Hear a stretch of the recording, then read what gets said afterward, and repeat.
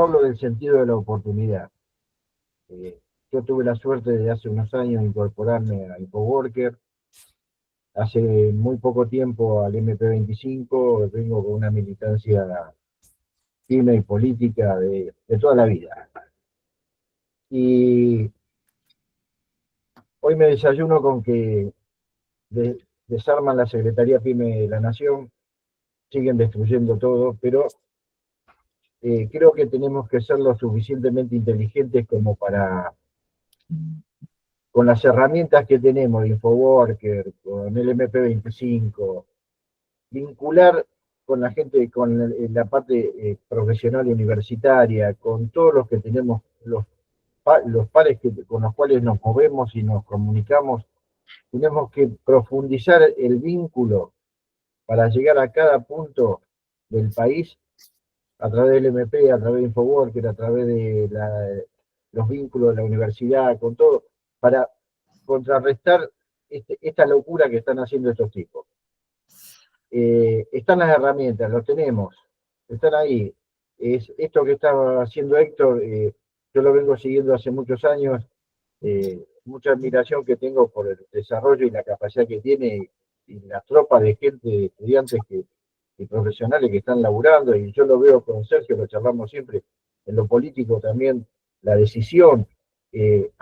Tenemos contacto y vínculo en todos lados, hay un montón de provincias ya que estamos unidos para potenciar esto y sacarle el rédito y comunicar a aquellos que no tienen acceso a la tecnología conveniente, que no tienen acceso a la información, a la inteligencia artificial. Yo quería generar la inteligencia real, el plan, seamos lo suficientemente inteligentes en forma real para que esto realmente se proyecte y se lleve en el menor tiempo posible, porque es la única salida que tenemos. Estamos ahí a un kilo de gomera de que nos volteen del todo, porque estos tipos quieren Argentina sin argentinos, porque después la llenarán de filipinos, de polacos, de rumanos, de cualquiera, y lo harán producir y trabajar y vivir en guetos, y en total se van a llevar los recursos. Van a destruir algo que siempre quisieron hacer, destruir a Argentina por lo que hizo Perón. Son 80 años, no es joda. Ellos tienen más tiempo que nosotros en el mundo, pero tienen la capacidad como para esperarnos y destruirnos. Así que creo que debemos de ser, con inteligencia real, lo suficientemente organizados como para que le saquemos réditos, ya que somos medio grandecitos muchos, pero podemos dejar una buena huella y una buena herramienta para hacerlo. Es mi pequeño aporte apasionado para este tipo de cosas. Gracias. En esto que vos planteás, Rubén, es importante trabajar en generar conciencia social y política en nuestros empresarios pymes. Yo veo que les cuesta entender que es mucho más productivo el asociativismo y la cooperación que la competencia, que conviene asociarse para poder competir con los de afuera. Y aparte, si bien se han hecho esfuerzos, porque yo conozco muchos esfuerzos que se han hecho trayendo gente de Europa que presenta ejemplos de Italia, fundamentalmente han traído gente de la Universidad de Bolonia que, digamos, un poco organizó empresarios italianos para, por ejemplo, en el tema del calzado, vienen a comprar el cuero todos juntos acá, lo compran todos juntos, con lo cual consiguen precios mucho más baratos acá y Australia, y después compiten en lo otro, en diseño y en vender zapatos, pero en lo que pueden asociarse se asocian. Y acá nos ha costado, por ejemplo, no pudimos lograr en la zona de la maquinaria agrícola que pongan un taller de pintura juntos, porque para pintar 12 máquinas, 15 máquinas que hacer por menos necesitas un taller, porque está, qué sé yo, una semana parado, 2 semanas parado, y si lo usás 3 días está todo después parado. Entonces, para que hagan uno juntos y van a ser más productivos y competitivos. Cuesta muchísimo uno de los temas con el tema de la asociatividad en nuestros empresarios, ya sean pymes o no pymes. Y en esto tenemos que trabajar. Creo que hay que trabajar. generar cultura y conciencia. Creo que es uno de los grandes desafíos. Lo otro es la integración desde el Estado con distintos ámbitos. En el ámbito del software, todos los países han desarrollado software propios libres para poder hacer la gestión de gobernanza. Menos acá que utilizamos Microsoft casi para todo. Es todo un tema cultural. Ya sé que tienen que ponerse a estudiar de vuelta para escribir no con el Word, sino con un nuevo sistema. Pero bueno, ese es el desafío. Me contaba un compañero que trabajó en desarrollar todo un sistema para los colegios primarios, para que los chicos tengan sus máquinas y con un software libre, que los que se negaban a usarlo eran los profesores. Y que el fracasó porque no se puso el énfasis o no se tuvo la capacidad de generar la necesidad de esa cultura, porque esa cultura generada en los chicos genera después que tengamos independencia tecnológica y que podamos generar trabajo para un montón de gente con el software libre.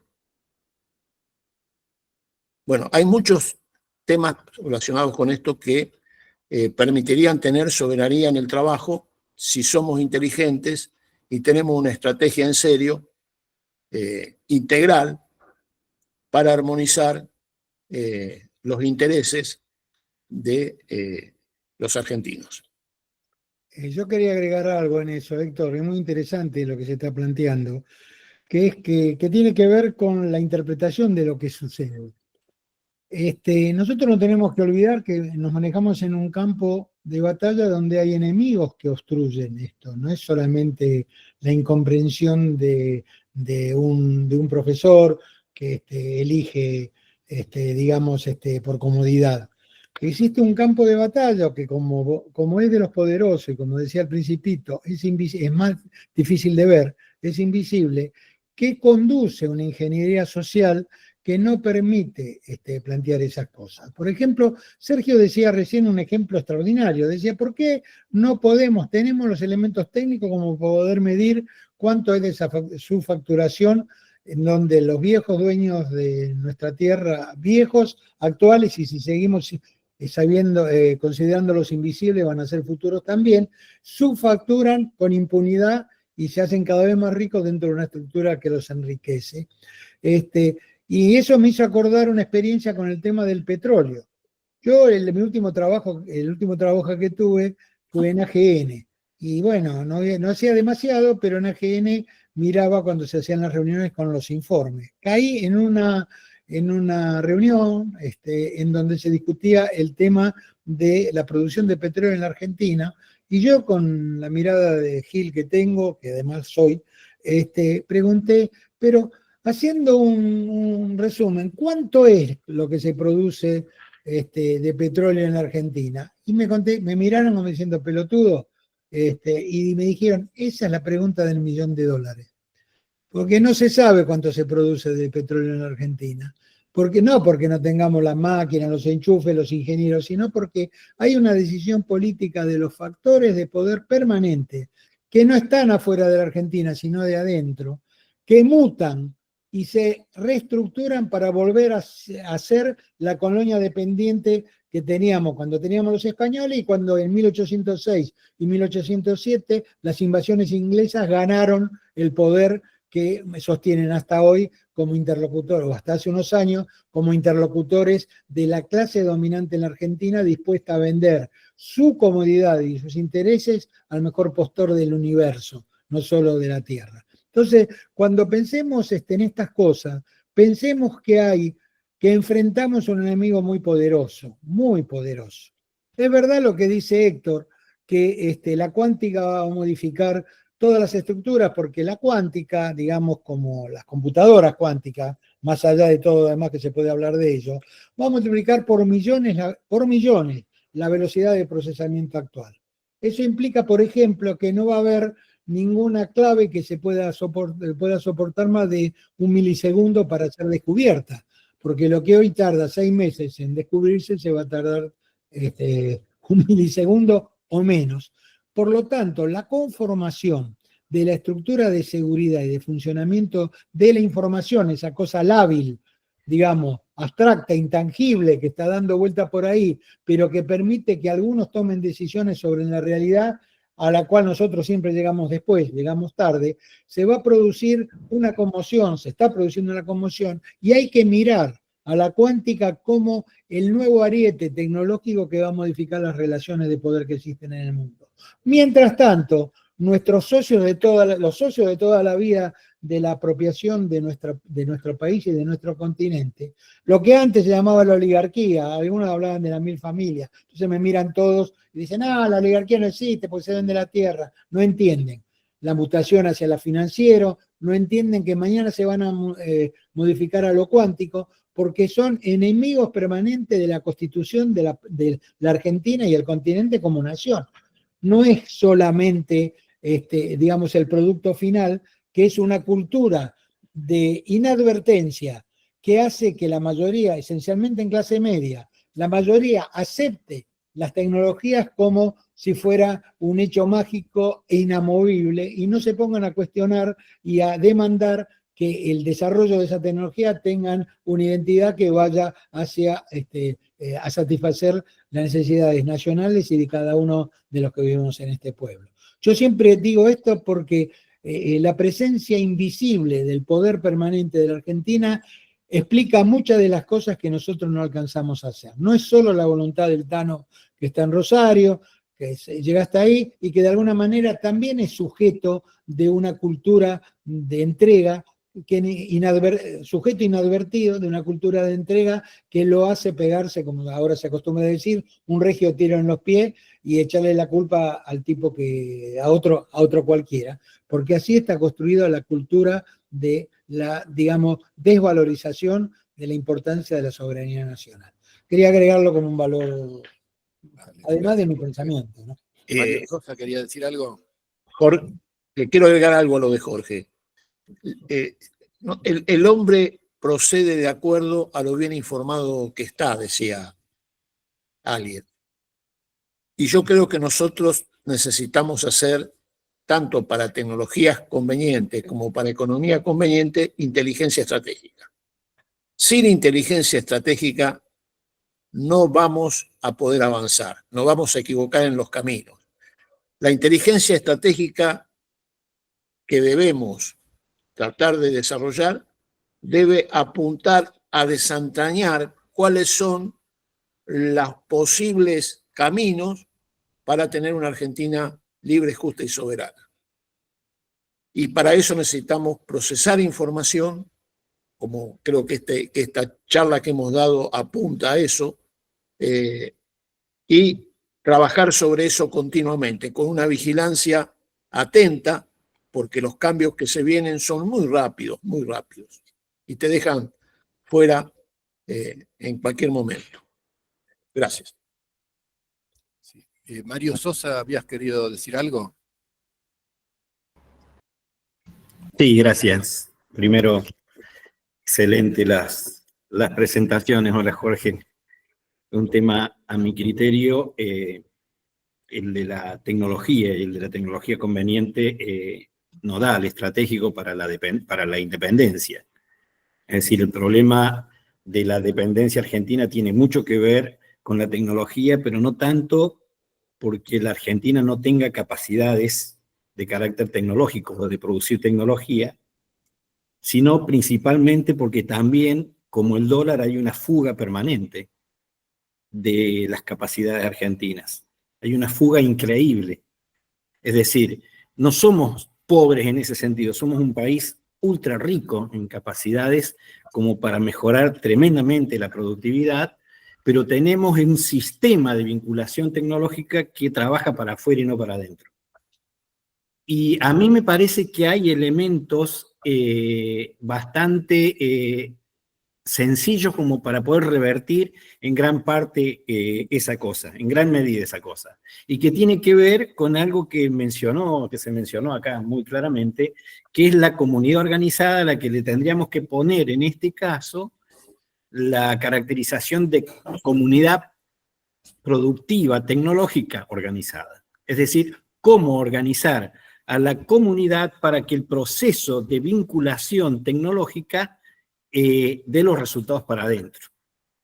Nosotros tenemos que el sistema de premiación de la innovación está basado en la construcción de patentes. A mí me parece que el sistema de patentes es absolutamente erróneo, que no es un sistema que nos pueda servir para desarrollar más y mejor nuestra propia tecnología, porque es muy fácil obtener el derecho, pero es muy difícil practicar el ejercicio de ese derecho. Ahí tenemos un problema bastante grande que, con independencia de que siguiera existiendo el sistema de patentes, y esto lo tiro como discusión, tendríamos que tener un sistema de premiación distinto del innovador. Acá lo que tenemos es el inventor con mucha capacidad en todos lados. Uno lo ve, uno recorre las universidades o los institutos tecnológicos que hay y ve enormes capacidades, pero el sistema de patente lo que está haciendo es que, si se obtiene en todo caso ese derecho, se compre fácilmente desde afuera y se fugue esa capacidad. Y ahí estamos desarticulados, es decir, y precisamente ha sido un objetivo desarticular el sistema. Ha sido un objetivo. Y la comunidad productivamente organizada significaría ingeniárselas para volcar todo ese ingenio que elevaría la productividad, vinculando sistemas científico y tecnológico con la producción real de las pymes, que no queda y no va por otro lado por el asociativismo con cabeza política, porque el problema es de carácter político de cómo se logra esa unión. Es nuevamente a lo que llegamos en otros conversatorios que tenemos por otros temas. Siempre es cierto que lo técnico puede ser una dificultad. En la Argentina, en este caso, desde el punto de vista tecnológico, es envidiable por muchos países del mundo. Ha tenido capacidades increíbles al poner satélites en el espacio, un montón de cosas individuales que lo hacen un país increíble, pero que no se organiza de modo tal que su sociedad lo pueda aprovechar. No se organiza de esa manera. Y a mí me parece que el gran desafío, bien lo dijo Héctor, es más de carácter político-estratégico que técnico-económico. Y político-estratégico significa que nosotros tenemos un problema, primero, en la dependencia colonizada de nuestras cabezas colonizadas, digamos, que es un tema difícil, es la famosa, los gramscianos llamarán batalla cultural. La cuestión es que es cierto, digamos, ahí tenemos un problema grande que se soluciona solamente con mucha militancia, con muchísima militancia. Pero yo creo que no tenemos, o sea, el mensaje de fondo es, primero, cuestionar el sistema de patente como sistema de premio de la innovación. Eso es un tema para mí que la Argentina tendría que debatir. Pero segundo, esta cuestión de que la Argentina tiene enormes posibilidades de dar saltos enormes de productividad, pero nos desorganizan de afuera adrede. Y nosotros tendríamos que ser políticamente lo suficientemente inteligentes como para dar vuelta a esa situación. Me parece que ahí hay un nudo en esta cuestión. Y quería dejar esa reflexión, claro. Gracias, Mario. Mario, bárbaro. Creo que ahí hay dos cosas que vos planteás que serían objeto de nuevas charlas. Una es esa dependencia intelectual, poco lo que decía Jorge. Nosotros como que tenemos una frontera que no es la frontera de nuestros límites. La frontera está en el medio de nosotros, entre esa oligarquía dependentista y un pueblo que a veces logra tener impulsos nacional liberadores, ¿no? Hay que prestarle más atención. Tenemos un déficit de acumulación orgánica e institucional. Me parece que es el grave problema que atravesamos hace 50 años. El señor el embajador en ciernes yanqui propuesto, el señor Lamelas, una de las cosas que va a venir a discutir es lo de las patentes. Porque va a venir a que sea peor todavía el mecanismo de las patentes. Yo creo que hay un mecanismo, miro de lejos, pero que habría que mirar, Porque nosotros también hemos tenido el sistema de premios, la segunda cosa que vos decías. Nosotros lo premiamos a Galperín y lo seguimos premiando. Digo, pero no es el único. Creo que es el caso grotesco.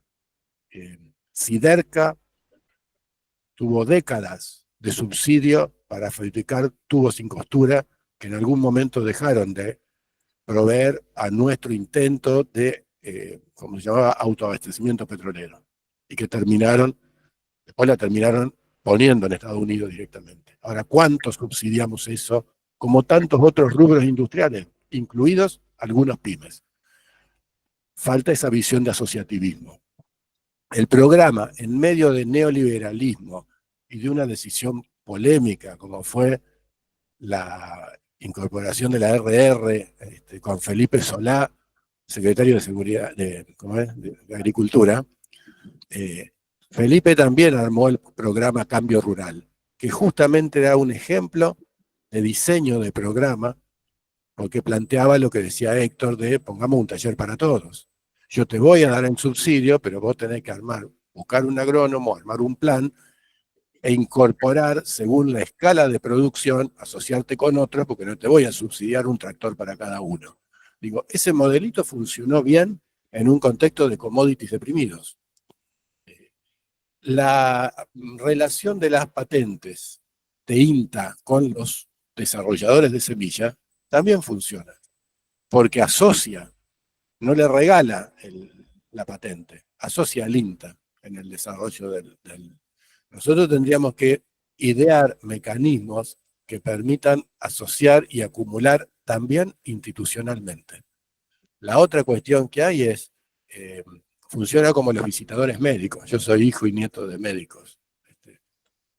Eran unos fenómenos. Los juguetes más lindos que teníamos eran los que nos regalaban los visitadores médicos. Ellos se dan una política de la que carecemos nosotros.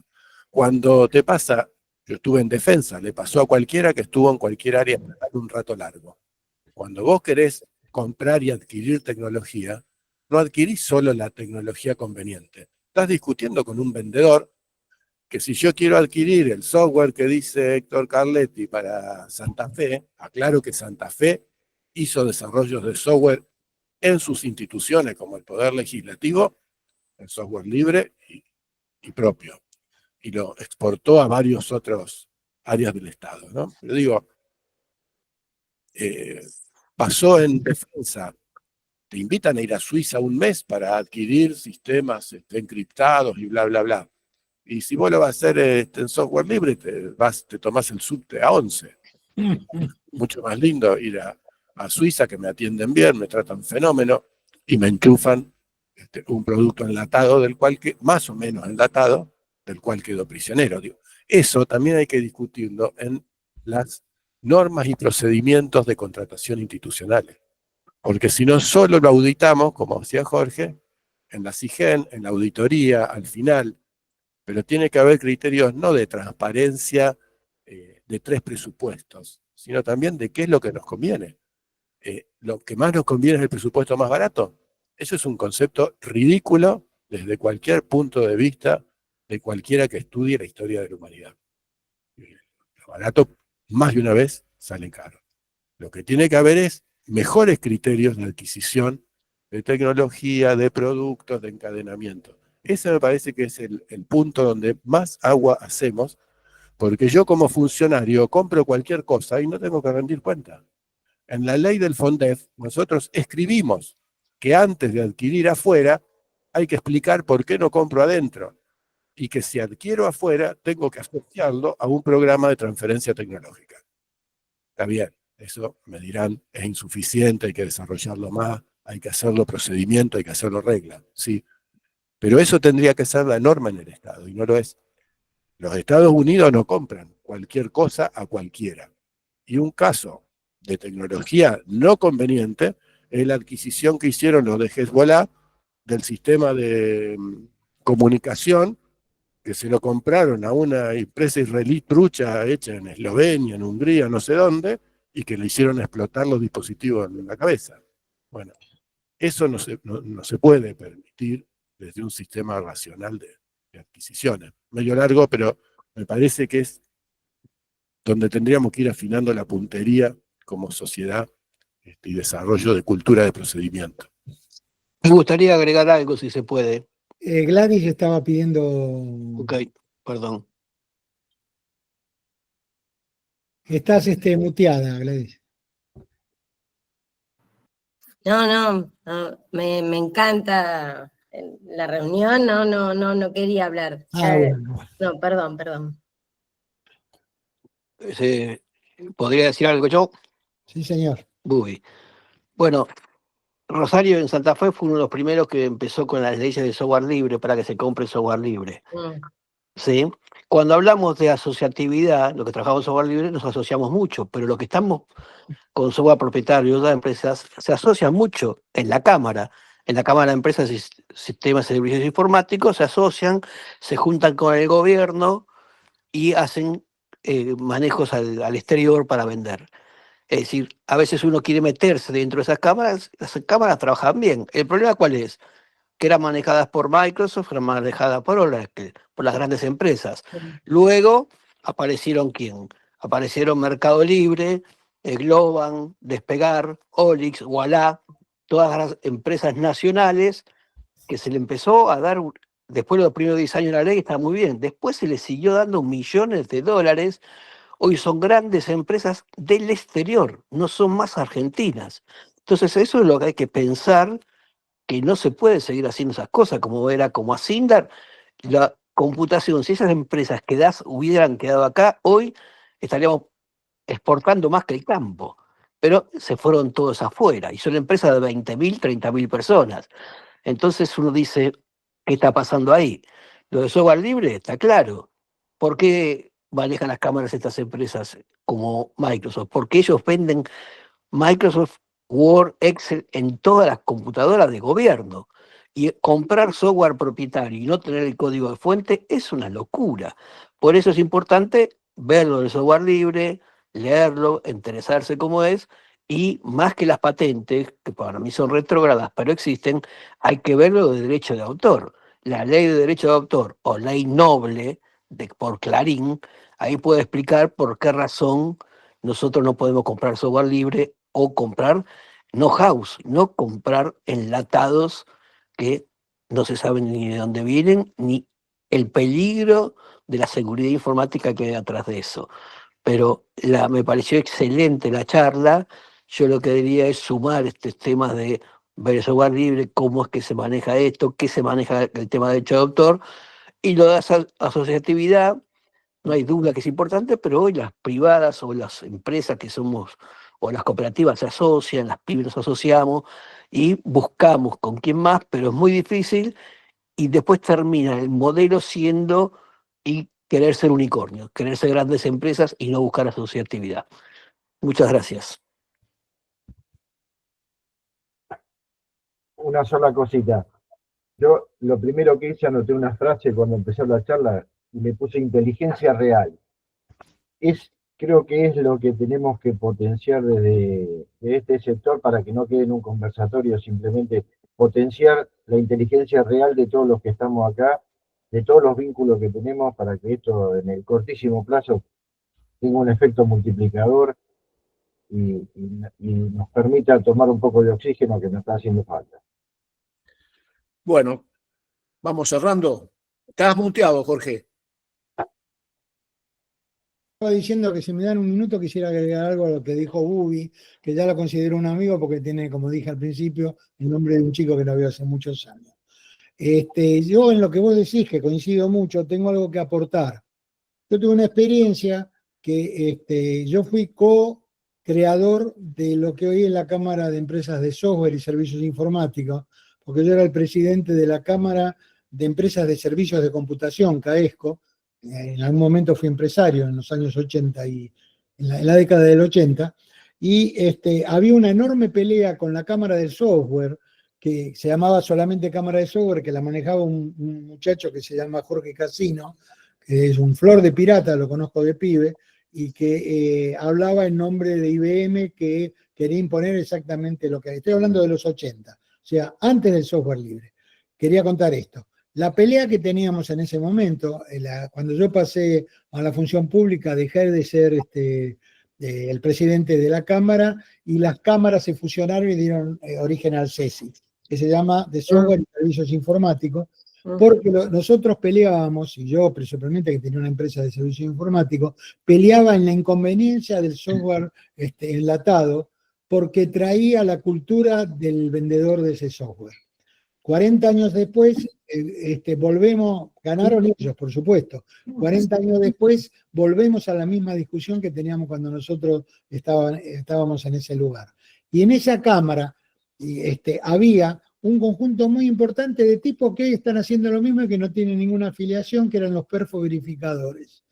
Eran tipos que agarraban información y apretaban la 026, la 029, la 024, si no tenía impresión, las de IBM, que hacían un ruido bárbaro, y se pasaban transcribiendo información para las tarjetas perforadas o la grabación en cintas que después entraban en las computadoras. Hoy hay decenas de miles, no sé si no centenares, de compañeros que son trabajadores y que trabajan por $1.000 por mes, entregando información a los grandes centros, los grandes bancos de información que las transforman en datos, entregando datos que la transforman en información y articulan la inteligencia artificial que nos devuelve para que nosotros preguntemos de quién son las Malvinas y nos digan que son un conflicto con los ingleses. Esa misma conducta, 70 años después, esa misma conducta que tenía un criterio de trabajador en el compañero o la compañera que se secaba en el teclado, hoy han conseguido, hemos tenido la derrota de sentir a decenas o centenares de miles de trabajadores que sienten que van a ser los futuros Elon Musk o algún otro, y que el camino para su gloria está armado. Ahí hay mucho que hacer y mucho que transformar. Pero quiero decir algo sobre, con esto termino, lo que dijo el Buda del software libre. El software libre es uno de los hechos comerciales y productivos más importantes desde la década del siglo pasado, porque permitió solo desde la inteligencia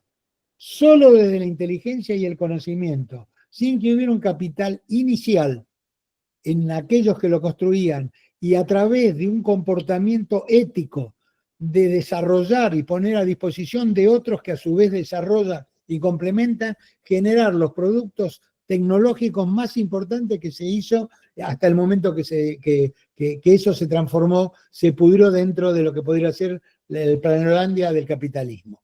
Así que yo, en todos lados, y lo digo ahora porque Gubi lo trajo, creo que el proyecto, lo actitudinario, lo que hizo el Chivo en su momento, no el Chivo Rossi, sino el Chivo norteamericano, que no me acuerdo cómo se llama, que inventó una ética del comportamiento de la producción, es algo que hay que rescatar, porque gran parte de los productos valiosos en el siglo que estamos viviendo son productos que se asemejan más al intangible del conocimiento con el cual se construyeron el software libre que a la producción del siglo XIX.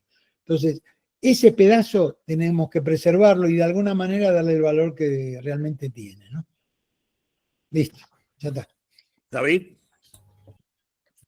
Muy breve, la verdad muy reconocido por el altísimo nivel sostenido durante esta hora y media de exposición y de diálogo, y como MP25M creo que tenemos primero que rescatar la enorme cantidad de compañeros y compañeras, de cuadros políticos, de cuadros que piensan y que funcionan con cabeza política, como es lo que estamos escuchando aquí, porque esto no fue simplemente un recorrido por hallazgos tecnológicos o por calidades en la sistematización de las ideas, sino en qué tipo de sociedad queremos, cómo queremos vincular la producción con el desarrollo de nuestra nación y por qué entendemos que la producción debe ocupar la centralidad de la escena política.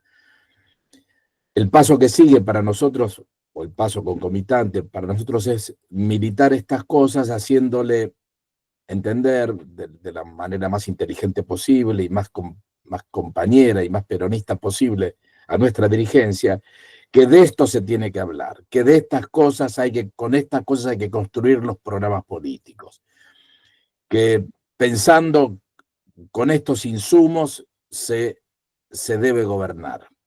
Que no hay que salirse de aquí, no hay que inventar nada, hay que simplemente construir programas de acción política y hacer la gobernanza con estas cosas, con lo que ya tenemos y con lo que vamos a ir construyendo en la medida que sigamos debatiendo y compartiendo estas cuestiones. Esta es nuestra militancia. Si somos capaces de pensarnos como militantes políticos y como cuadros políticos, el camino es más corto. Y si tenemos las ganas y la buena predisposición de darnos un par de horas por semana, 3 horas por semana, para construir esta fuerza de acción política, la unidad de concepción que se requiere para todo movimiento y la unidad de acción que se lograría, nos haría más fácil el camino para recuperar lo más pronto posible el gobierno nacional, para hablar en términos materiales, y ahí sí estar 70 años, con 70 años de peronismo en serio, como ellos dicen que hubo, pero esta vez para que sean verdaderos, continuados y progresistas, de menor a mayor.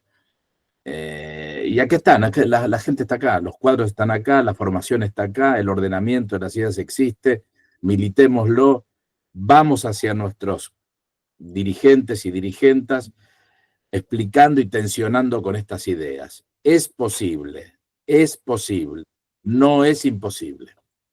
Muy bien. Bien, ya cerramos.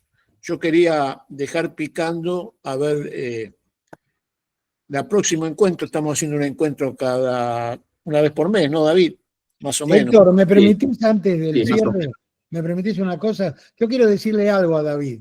Nosotros hemos llegado acá con 2 organizaciones que son complementarias en esta estrategia que vos decís. Sí. Que la posibilidad de militar que vos estás planteando por los compañeros del MP25, yo tengo conversaciones con compañeros de acá, son de primer agua todos, Sí. Hemos tenido reuniones en Barracas, en la Flor de Barraca, donde discutimos desde el pensamiento, vos sabrás de eso, Sí. que la necesidad de militar y complementar que nosotros reclamamos a los empresarios, también la tengamos nosotros. Y sepamos que las organizaciones que funcionamos en planos complementarios pueden utilizar el poder de cada uno de ellas y el desarrollo para potenciar a cada una de ellas, que en última instancia es potenciar el conjunto. Así que yo te digo, yo creo que vos lo sabés, le digo, como le dije siempre a los compañeros del MP25, creo que hay que hablar este tipo de estructura, reconociendo el valor de las otras organizaciones para poder desembarcar juntos y provocar efectos que son buscados por todos. Así Bien. que en ese sentido también nos ponemos esencialmente desde la misión y también de Infoworker a disposición para discutir estos temas, como para poder potenciar lo que cada uno de nosotros somos tras los objetivos que son de todos. Bien, yo quería, ya que estamos cerrando, dejar para dentro de un mes la próxima charla, que me parece que podría ser productividad e inteligencia artificial. Hay un compañero que se llama Fernando Villares, que está dispuesto a darla, y bueno, la dejo picando para ver si la podemos completar. Después vemos con David cuál sería el día más adecuado, y con Jorge, porque esto también tiene que ver con Misión Tecnología Conveniente, a ver qué día podría ser para que las 2 organizaciones conjuguemos en ese nuevo encuentro sobre inteligencia artificial y producción. Muy bien. Sergio, queda en tus manos el cierre. Agradecerle a todos el tiempo y la atención. Parece que es muy positivo, y esto último que plantean Más fuerte. las intervenciones, de darle continuidad y organización a lo que estamos planteando, me parece la tarea. Dijiste algo, Celser, importante, hay que hacerle conocer a nuestros políticos esto. Yo creo que esa es una tarea que debemos hacerla con método, algo de lo que hemos carecido en los últimos 30, 40 años. Si es por efemérides, se cumplen 90, en julio se cumplieron 90 de Forja. Forja inventó que ellos le llevaban sus famosos cuadernos a Perón y a todos. Debe ser una mentira de Jauretche posterior a los hechos. Seguramente producían los cuadernos, lo tiraban y alguno lo leía, porque como decía uno, vivía en el piso de arriba, no sé qué coronel. Pero digo, se le podría poner método. Creo que nosotros tendríamos que hablar con cada uno de nuestros funcionarios para que esto, cité el caso de esa ley, el caso de la ley de software o el caso de la ley de innovación tecnológica en los 90, que fue una ley excelente a contrapelo de la macroeconomía rumbo. Ahora, esas cosas fueron raras avis. Nosotros tenemos que hacer que eso sea norma y que pague un costo el compañero que hable desde el campo popular y desde el campo nacional y que no implemente esas cosas. Porque más de una vez yo he visto comprar afuera, ay, no me di cuenta, y sin embargo arruiné una cadena de producción local. Eso lo tenemos que hacer norma y procedimiento en cada lugar. Me quedo con eso para alguna de las N charlas siguientes. Por el resto, por mi parte, muchísimas gracias por haberme permitido participar junto a dos amigos a los cuales les reconozco mucho y un auditorio que la mayoría los conozco y también creo que lo que nos falta no es talento, sino organización.